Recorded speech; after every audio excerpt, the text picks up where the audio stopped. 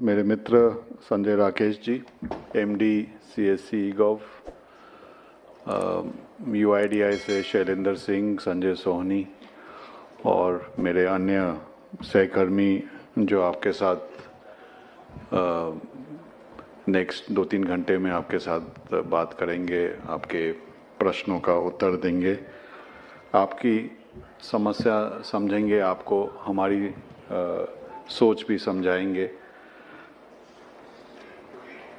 और मुझे मालूम पड़ा कि विभिन्न राज्यों से, विभिन्न प्रांतों से सब आप लोग आए हुए हैं। आप सबका वेलकम मैं करता हूं कि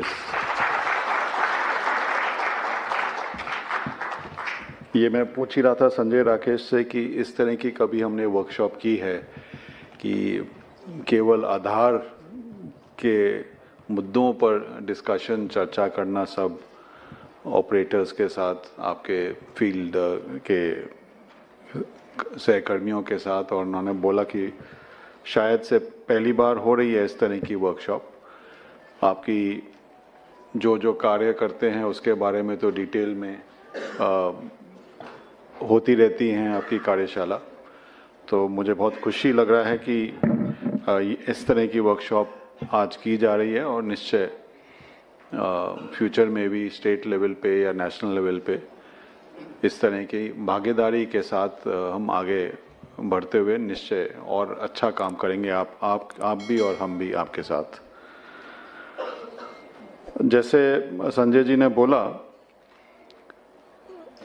सीएससी जो कॉमन सिटीजन या सिटीजन सर्विस सेंटर्स है, कॉमन सर्विस सेंटर्स हैं, ये अब शायद उस स्तर तक पहुंच गए हैं कि शायद हर पंचायत में ही नहीं, हर गांव तक पहुंच गए हैं। और जो हम डिजिटल इंडिया की जब बात करते हैं तो शायद उसकी बुनियाद ये सीएससीज ही हैं कि इन्हीं के कारण जो हम बोलते हैं कि भारत इतने आगे जा पाया है डिजिटाइजेशन में, इतना अच्छा काम कर पा रहा है कि लोगों तक डिलीवरी ऑफ सर्विसेज हो पा रही है। उसमें आप लोगों का बहुत बड़ा और महत्वपूर्ण रिस्पॉन्सिबिलिटी है। तो उसके लिए मैं आप सबको धन्यवाद देना को चाहूँगा, आपको कॉन्ग्रेचुलेट करना चाहूँगा, बिकॉज आप लोग हैं ग्राउंड पे, इसीलिए अलग अलग सोच भी हम कर सकते हैं पॉलिसी लेवल पे कि क्या क्या कार्य आपके जरिए डिलीवरी हो सकती है।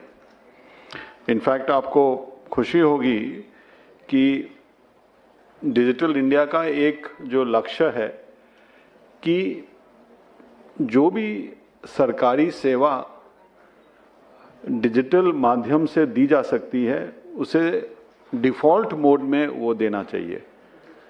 एक्सेप्शन होना चाहिए कि किसी भारत के नागरिक को किसी सरकारी ऑफिस में आना पड़े या कहीं दूर जाना पड़े वो सर्विस को लेने के लिए, अगर वो डिजिटल माध्यम से खुद के कंप्यूटर पे, खुद के मोबाइल फ़ोन पे, कॉमन सर्विस सेंटर पे जाके वो सर्विस ले सकता है तो उसे वो मिलनी चाहिए। और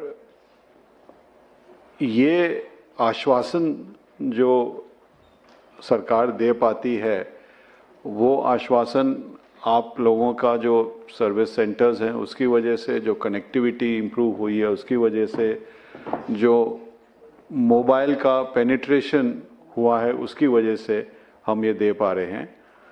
और जो विजन है, जो हम बोलते हैं ईज़ ऑफ लिविंग, कि किस तरह हर नागरिक को सुविधा के साथ जीने का आसार बन सके, ईज़ ऑफ लिविंग जो विजन है, उस ईज़ ऑफ लिविंग का विजन बहुत महत्वपूर्ण पार्ट सीएससी है, आधार है, और डिजिटल इंडिया के जो विभिन्न प्रकार के कार्यक्रम हैं, यूपीआई पेमेंट है, ई साइन है, उमंग है, डिजी लॉकर है, इस तरह के बहुत सारे जो एप्लीकेशंस हम इंडिया स्टैक जो बोलते हैं, वो इंडिया स्टैक आप लोग ही जमीन तक सब लोगों तक पहुंचाते हैं और माध्यम के संग भी। अगर हम आधार की बात करें, पिछले 10 सालों में हम अब उस स्तर पे पहुंच गए हैं कि जो भी भारत में नागरिक है उसके साथ हम दावा करके बोल सकते हैं कि अगर वो 18 साल से ज़्यादा उम्र का है, अडल्ट है, तो उसके बाद निश्चय आधार है।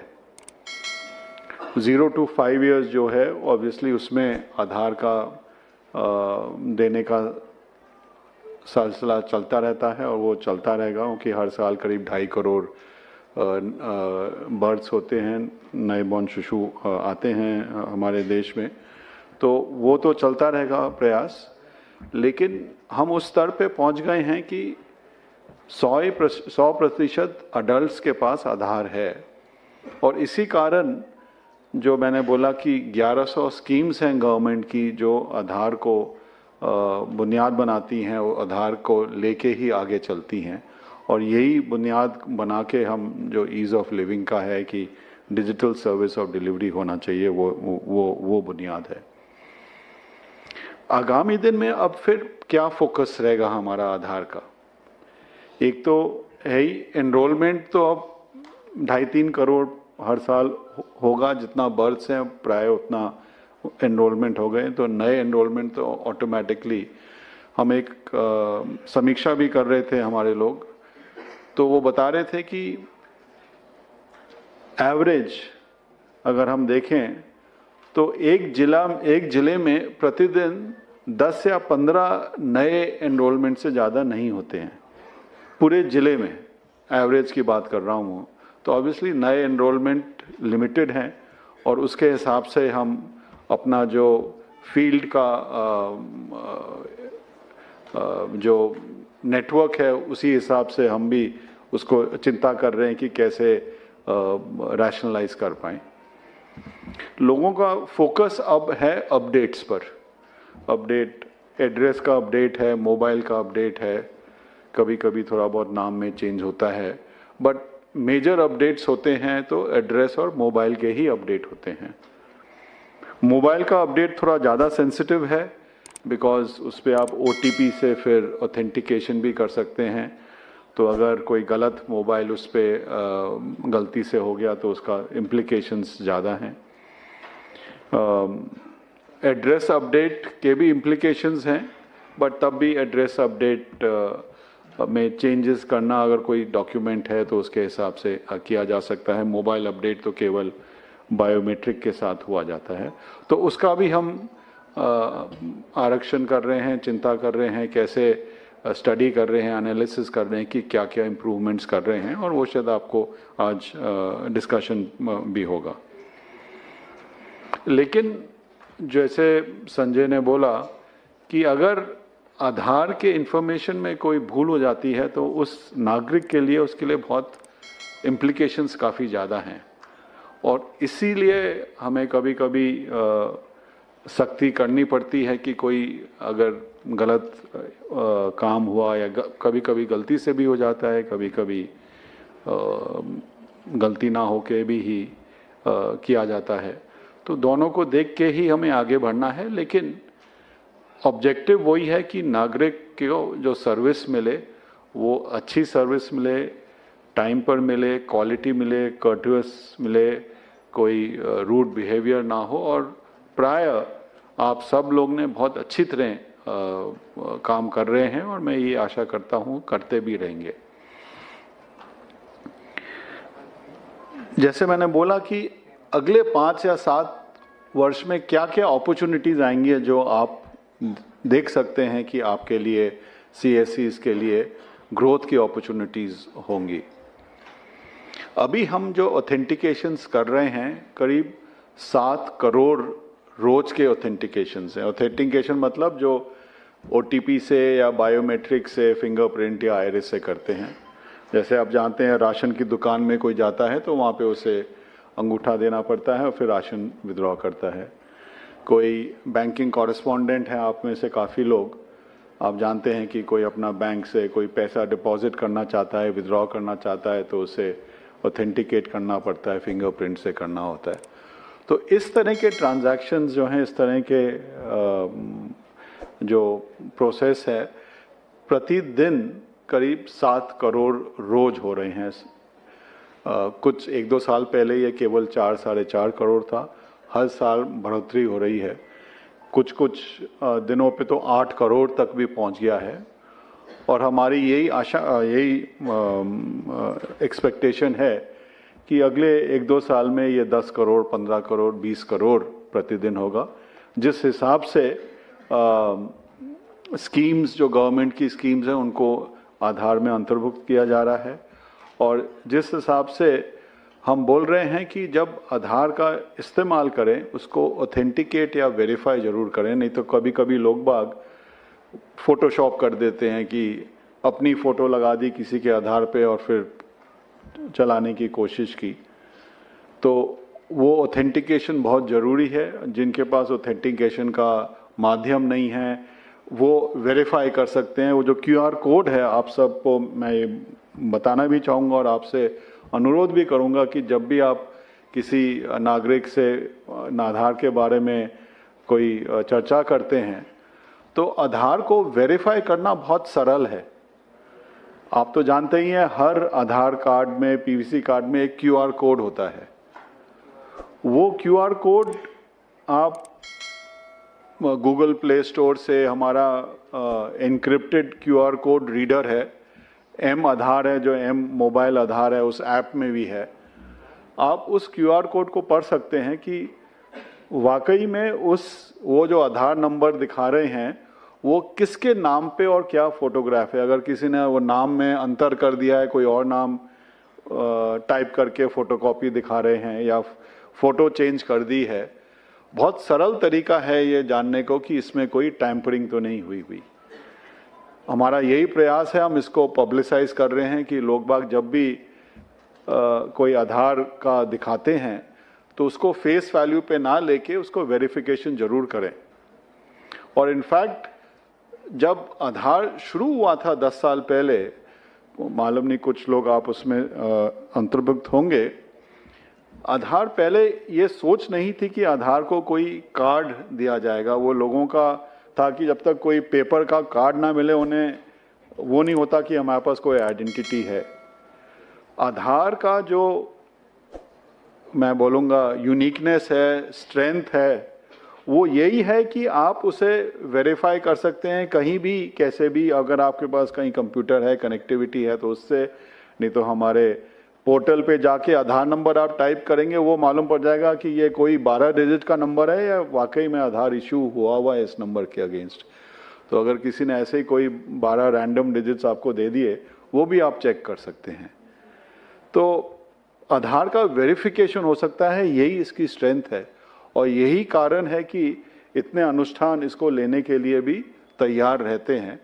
लेकिन कभी कभी वो वेरिफिकेशन हम इतना नहीं करते, इसीलिए ये प्रॉब्लम्स बीच बीच में हमें नॉलेज में आती हैं। तो जो मैं यूज़ केसेस की बात कर रहा था कि 7 करोड़ प्रतिदिन है और ये बढ़ेगा। एक तो आप जानते ही हैं जो आधार इनेबल पेमेंट सिस्टम्स है, बैंकिंग कॉरेस्पॉन्डेंस करते हैं।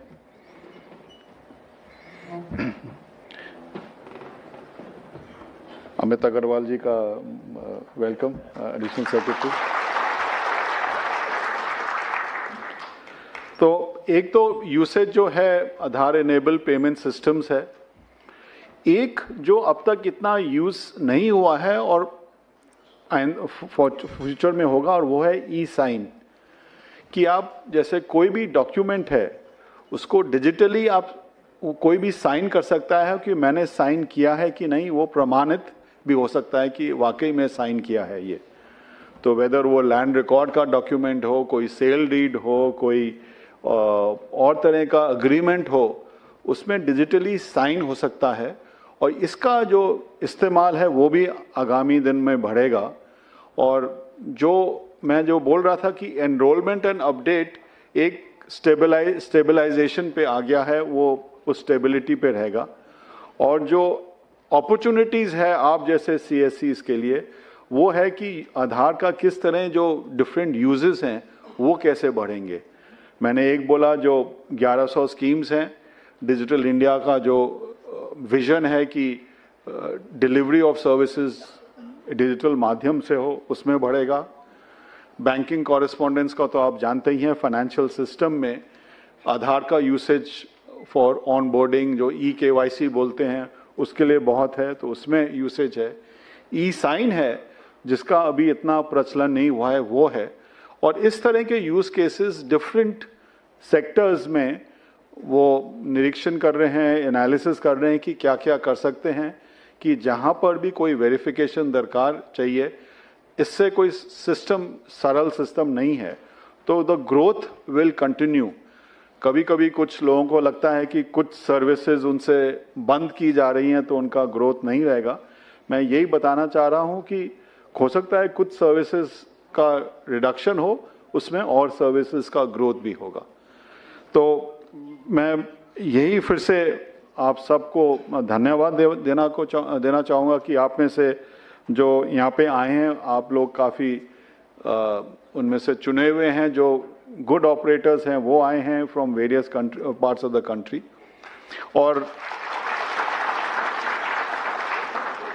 और आज जो पूरे दिन की वर्कशॉप है, आप निश्चय जो भी आपके मन में कोई डाउट्स हैं, आशंका है या आपके सजेशंस भी हैं कि क्या हम कर सकते हैं, तो आप आधार एनरोलमेंट में इन्वॉल्व हैं, अपडेट में इन्वॉल्व हैं, बैंकिंग कॉरेस्पॉन्डेंस हैं, यूसेज में इन्वॉल्व हैं, आपके अगर कोई सुझाव हैं वो निश्चय दीजिएगा। उसी से सिस्टम हमारा अब तक 10 साल से इम्प्रूव करता रह रहा है और हमारी यही आशा है कि हाउ आधार कैन बी, जो आपने बोला Aadhaar should be the foundation, Aadhaar is the आधारशिला for the ease of living of residents, यही हमारा विजन है। और इस विजन में हम भागीदारी के साथ आप जैसे संस्था CSCs हैं और बैंक्स हैं, औरों के साथ स्टेट रजिस्ट्रार्स हैं, स्टेट गवर्नमेंट्स हैं, उनके साथ काम करते आ रहे हैं और यही आशा है कि करते रहेंगे।